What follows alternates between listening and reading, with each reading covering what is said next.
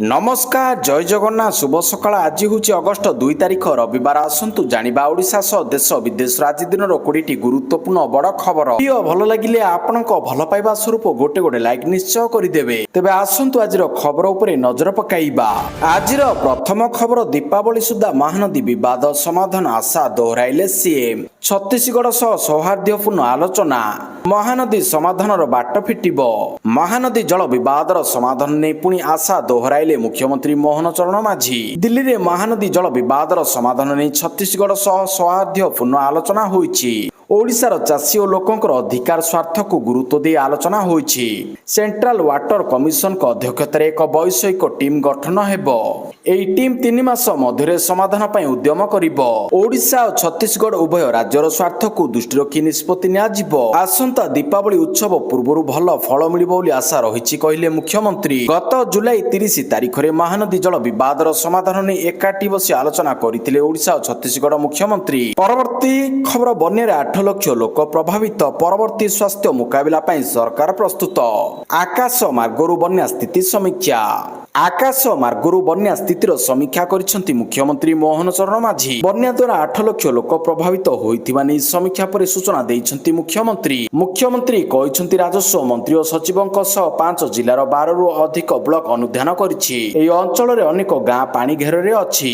नदीर पानी कमुछि 2 दिन भितर स्थिति नियंत्रण को आसीबो। सरकारक पक्षरु तीक्ष्ण नजर रखा जाइछि। बन्या रे 8 लाख लोक प्रभावित अछंती। 2,67,000 लोकंकु स्थानांतर करा जाइछि। 700 रिलीफ सेंटर करा जाइछि। एसडीआरएफ रु 26 कोटी टंका दिया जाउछि। परवर्ती खबर राष्ट्रपति भवन रे ओडिशार 3 स्टार्टअप प्रदर्शित। ओडिशार स्टार्टअप इकोसिस्टम पई एक गौरवमय मुहूर्त। स्टार्टअप ओडिशा सहयोग रे आगो बढ़ुतिबा 3टी स्टार्टअप शुक्रवार दिन नुआ दिल्ली राष्ट्रपति भवनर कल्चरल सेंटर ठारे आयोजित एक स्वतंत्र प्रदर्शनी रे भाग नै निजर अभिनव उत्पाद प्रदर्शन करिसंती। एई सुजोग पाइतिबा उद्योग गुडिक मध्ये रे रहिछि Gargi automated and robotic gadget industries private limited, Neurotech solution एवं अर्बन हाइपी बायोसाइंस। एई नवसृजन आधारित स्टार्टअप उद्योगर प्रतिष्ठाता माने राष्ट्रपति द्रौपदी मुर्मू को सम्मुख रे निजे निजर उत्पाद उपस्थापन करिवार सुजोग पाइथिले। परवर्ती खबर भोगापुरम अंतर्जातीय विमान बंदरर उद्घाटन कले प्रधानमंत्री नरेंद्र मोदी शनिवार आंध्र प्रदेश विजयनगरम जिला स्थित भोगापुरम ठारे 5000 कोटी टंका व्यय निर्मित अल्लूरी सीताराम राजू अंतर्जातीय विमान बंदर को आनुष्ठानिक भाव उद्घाटन करिसंती। उत्तर आंध्र अंचलर आर्थिक विकास पई एक मुख्य केन्द्र कहुଥିବା ଏହି ବିମାନ ବନ୍ଦର ପ୍ରଥମ ପର୍ଯ୍ୟାୟରେ ବାର୍ଷିକ 60 ଲକ୍ଷ ଯାତ୍ରୀଙ୍କୁ ସେବା ଯୋଗାଇବାର କ୍ଷମତା ରଖିଥିବା ବେଳେ ଭବିଷ୍ୟତରେ ଏହାକୁ 4 କୋଟିକୁ ବୃଦ୍ଧି କରିବା ପାଇଁ ଲକ୍ଷ୍ୟ ରଖାଯାଇଛି।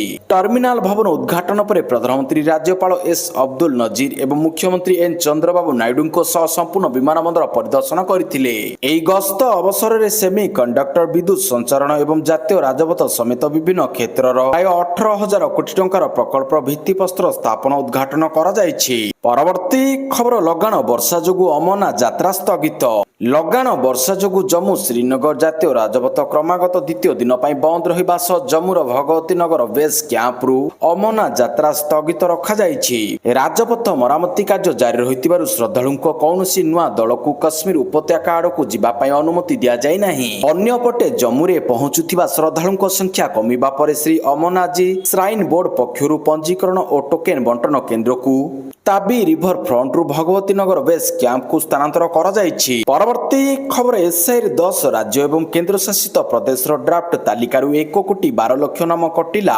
निर्वाचन कमिशन को स्वतंत्र संगठन संशोधन एसआईर तृतीय पर्याय ए पर्यंत 10 राज्य एवं केंद्र शासित अंचल पई ड्राफ्ट भोटर तालिका प्रकाश करा जाइछि। प्रकाशित रिपोर्ट अनुसार एई राज्य गुडिक रे भोटर तालिकारु 1,12,00,000 रु अधिक नाम बाद दिया जाइछि। आंध्र प्रदेश रे सर्वाधिक 44,80,000 भोटरଙ୍କ नाम बाद दिया जाइछि। परवर्ती खबर पेपर लीक विरोध रे सरकारଙ୍କ बड़ पदक्षेप कठोर दंड को मिलिला राष्ट्रपति स्वीकृति। राष्ट्रपति द्रौपदी मुर्मू पेपर लीक विरोधी आईन संशोधन बिल को मंजूरी दैछंती।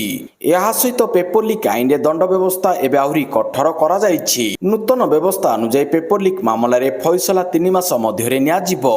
दोषी को 10 वर्ष पर्यंत जेल दंड एवं 10 कोटी टंका पर्यंत जरिमाना दंडित करा जिवो। पेपर लीक विरोधी संशोधन बिल संपर्क में केंद्र शिक्षा मंत्री प्रहलाद जोशी कहते जे ए बिल पेपर लीक रो संपूर्ण नेटवर्क को समाप्त करिबार एक प्रयास हेबो। ए बिल परीक्षा प्रक्रिया रे स्वच्छता विश्वसनीयता एवं निरपेक्षता वृद्धि करिबो। परवर्ती खबर बन्या अधिक प्रभावित गृहपालित पशु बन्या 9 जिलार 4,88,868 पशु प्रभावित 58 भेटनारी रैपिड टीम मुतयन बन्या 9टी जिले 4,88,868 पशु प्रभावित होइछंती। मत्स्य और प्राणी संपद मंत्री गोकुलानंद मल्लिक एनी सूचना देइछंती। से कहिछंती जे पशुको चिकित्सा पई विभाग तरफ 58टी भेटनारी रैपिड टीम मुतयन करा जाइछि। 245 स्थान रे हेल्थ कैंप होइछि। 15,000 पशुको चिकित्सा सह 263 मेट्रिक टन खाद्य जोगाई दिया जाइछि। परवर्ती खबर बड़ खुशी खबर खोलिला भितरकानिका जातीय उद्यान। पर्यटन प्रेमी पई एक बड़ खुशी खबर सामना को आसिला। 3 मासर विरति परे पर्यटक मानक पई भितरकनिका जातीय उद्यान खोलिछि। पुणी थरे प्रकृतिर अनन्य सौंदर्य वन्यजंतु को निकटरू उपभोग करिवार सुजोग पाइबे पर्यटक। अगस्त 1 तारिख ठारू पर्यटकक पई खोलिछि भितरकनिका जातीय उद्यान। कुंभीरक सुरक्षित प्रजनन और परिवेशर संतुलन रक्षा पई पर्यटकक प्रवेश उपरे कटकणा जारी रहितिला। तेणु मे 1 तारिख रु जुलाई 31 तारिख पर्यंत जातीय उद्यान बंद रहितिला। परवर्ती खबर ब्रोड पीक आभालांच रे प्रसिद्ध पर्वतारोही निर्मल निम्स पूर्जांक परलोक। प्रसिद्ध नेपाली ब्रिटिश पर्वतारोही निर्मल निम्सादाई पूर्जांकर पाकिस्तान अधिकृत काश्मीर पीओके स्थित ब्रोड पीक रे मृत्यु घटिछि। तांको सह अभियान रे थिबा अन्य सदस्य मानकर मध्ये एही दुर्घटना रे जीवन जाइछि बोली स्पष्ट करिछि एडवेंचर कंपनी एलटी एक्सपेर्ट। परवर्ती खबर ओडिशा गस्तरे आसुछंती महामहिम राष्ट्रपति 3 रु 5 तारिख जाय कार्यक्रम। मुतयन रहिबे 40 प्लाटून फोर्स। 3 दिनिया ओडिशा गस्तरे आसुछंती महामहिम राष्ट्रपति द्रौपदी मुर्मू। अगस्त 3 रु 5 तारिख जाय राष्ट्रपति ओडिशा गस्त कार्यक्रम रहिछि। भुवनेश्वर और कटक रे रहिछि तांकर विभिन्न कार्यक्रम।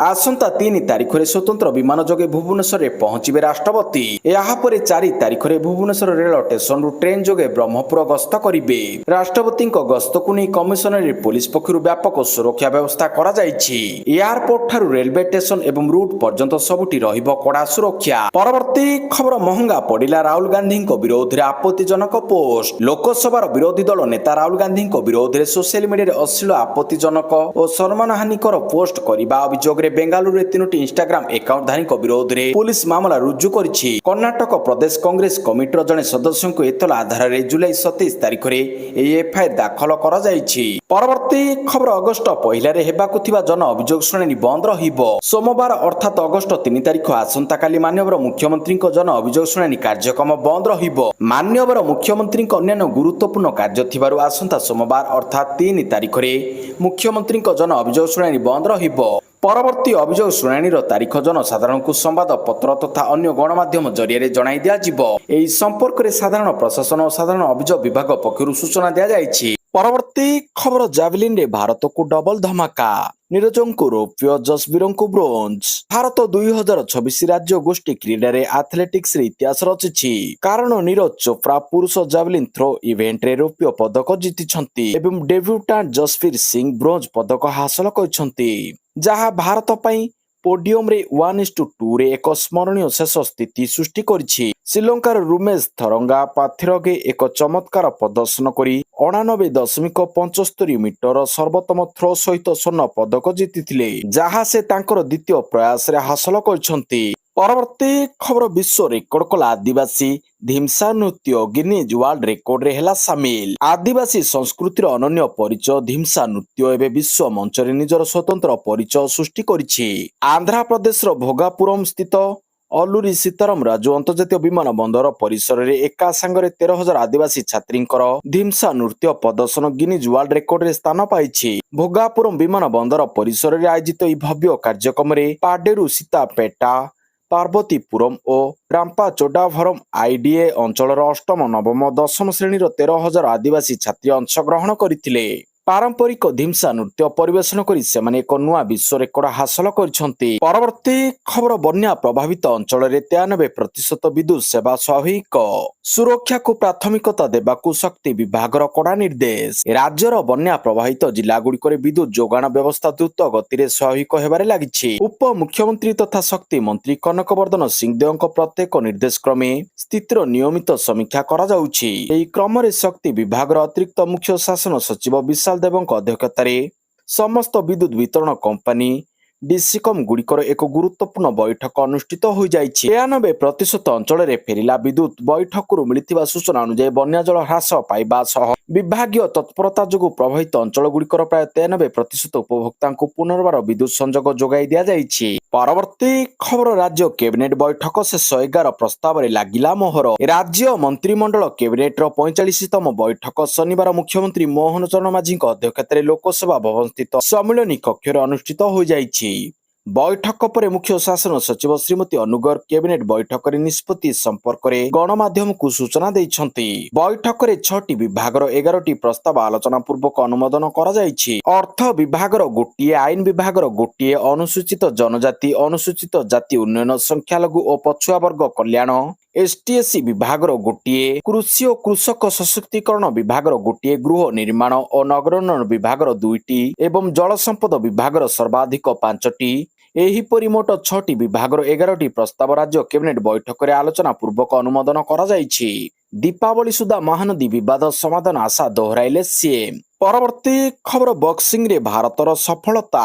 ରାଜ୍ୟ ଗୋଷ୍ଠୀ କ୍ରୀଡ଼ାରେ ଭାରତୀୟ ବକ୍ସର ଜୈସମନ ଲମ୍ବାରିଆ ଏବଂ ପ୍ରୀତି ପୱାର ଯଥାକ୍ରମେ ମହିଳା 57 କିଲୋଗ୍ରାମ ଏବଂ ମହିଳା 54 କିଲୋଗ୍ରାମ ଫାଇନାଲ ମୁକାବିଲାରେ ସ୍ୱର୍ଣ୍ଣ ପଦକ ଜିତିଛନ୍ତି। ପ୍ରୀତି ମହିଳା 54 କିଲୋଗ୍ରାମରେ କାନାଡାର ସ୍କାରଲେଟ ଡେଲଗୋଡାଙ୍କୁ 5-0ରେ ପରାସ୍ତ କରି ସ୍ୱର୍ଣ୍ଣ ପଦକ ଜିତିଥିଲେ। ପୂର୍ବ ବିଶ୍ୱ ଚାମ୍ପିୟନ ଜୈସମନ ଉତ୍ତର ଆୟର୍ଲାଣ୍ଡ ଡିଫେଣ୍ଡିଂ ଚାମ୍ପିୟନ ମାଇକଲ ୱାଲସଙ୍କୁ ପରାସ୍ତ କରି ସମାନ ସ୍କୋରରେ ହଳଦିଆ ଧାତୁ ଜିତିଥିଲେ।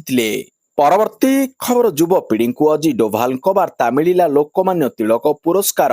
ଯୁବପିଢ଼ିଙ୍କୁ ଜାତୀୟ ସୁରକ୍ଷା ପରାମର୍ଶଦାତା ଅଜି ଡୋଭାଲଙ୍କ ବଡ଼ ପରାମର୍ଶ।